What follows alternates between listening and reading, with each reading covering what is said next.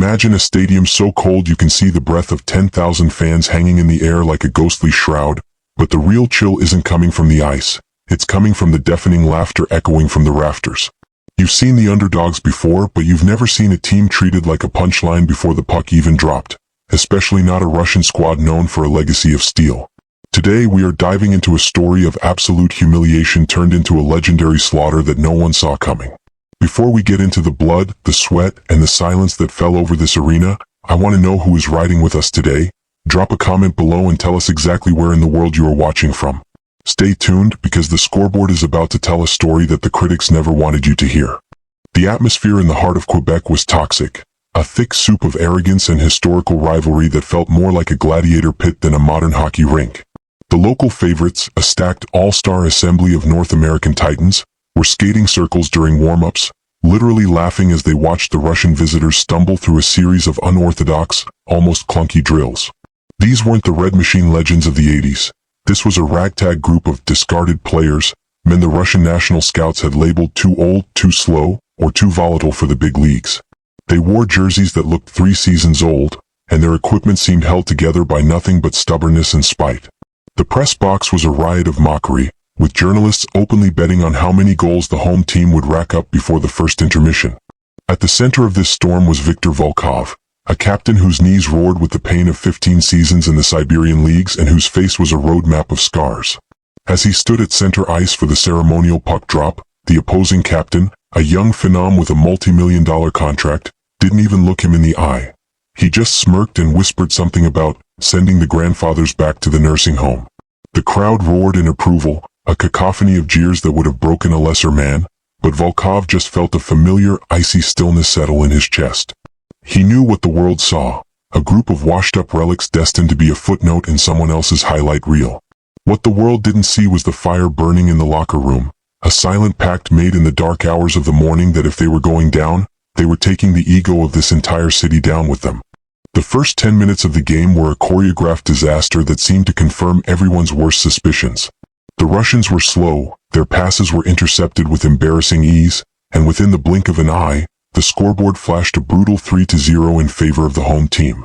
Each goal was followed by a celebratory spectacle, the home players gloating, the mascot dancing on the glass, and the fans throwing mock sympathy flowers onto the ice.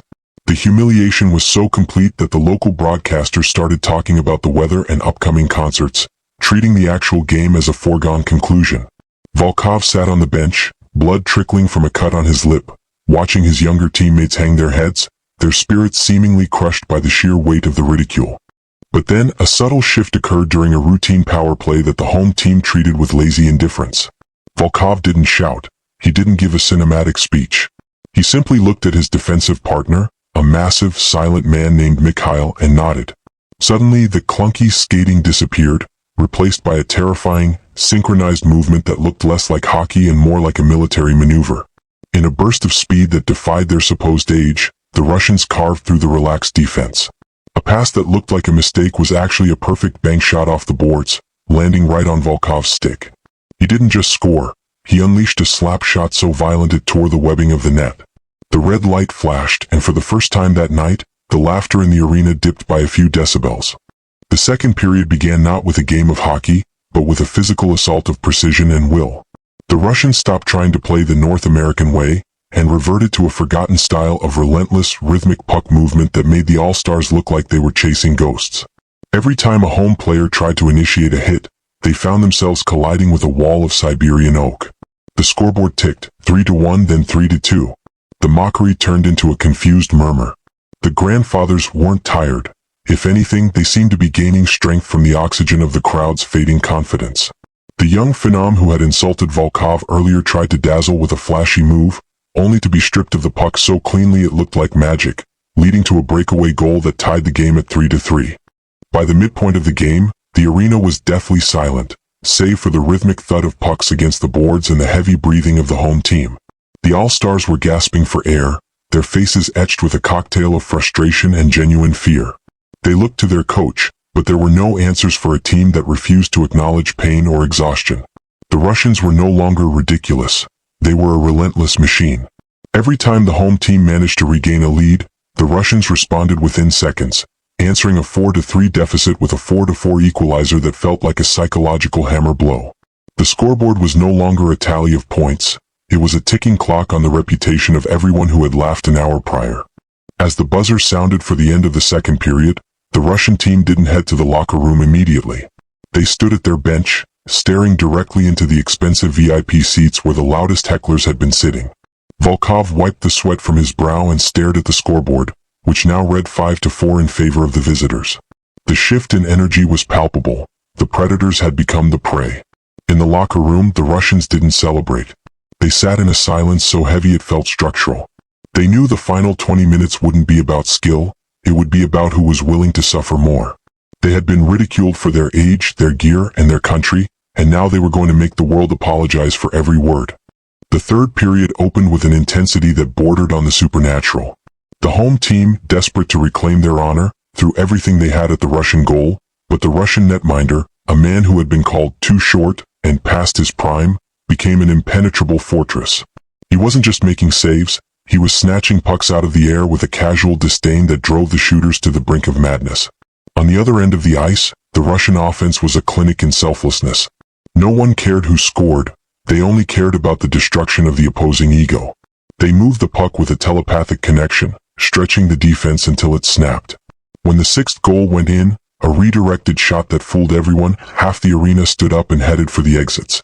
The score was 7-4 with 5 minutes remaining, and the mockery had been replaced by a haunting, respectful awe. Those who stayed were no longer booing. They were watching in stunned silence as a team they had deemed trash put on a masterclass of the sport.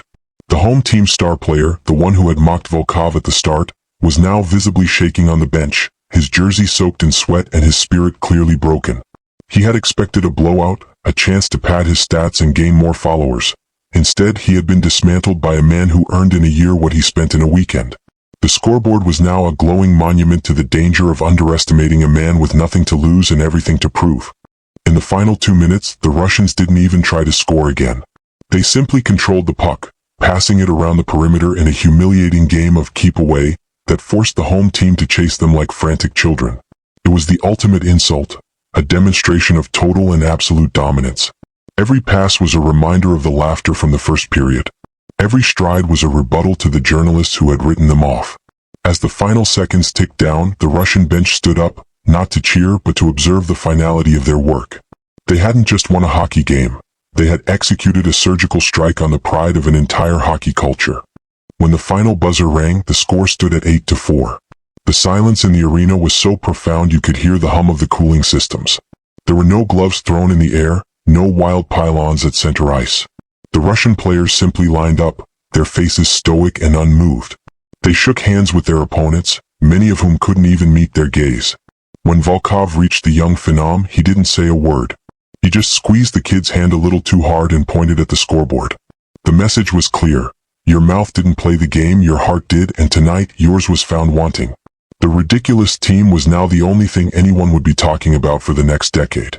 The post-game press conference was a complete reversal of the pre-game circus. The journalists who had been betting against the Russians were now scrambling for quotes, trying to act as though they had seen this potential all along. Volkov sat at the podium, still in his sweat-stained jersey, looking like a man who had just finished a shift in a coal mine. When asked how they managed to pull off such an upset, he simply leaned into the microphone and said, "We didn't hear the laughter. We only heard the ice." He didn't offer a viral soundbite or a flashy smile. He let the 8-4 reality do all the heavy lifting. The story began to spread like wildfire across the internet, the ultimate receipts for a team that had been bullied by the world. This game became a turning point in the sport, a cautionary tale taught to every young player about the perils of arrogance and the power of a bruised ego. The Russian rejects, as they were briefly known, went on to become a symbol of resilience. They didn't need the best skates or the most expensive training facilities. They had a collective soul that was forged in the fire of being told they weren't good enough.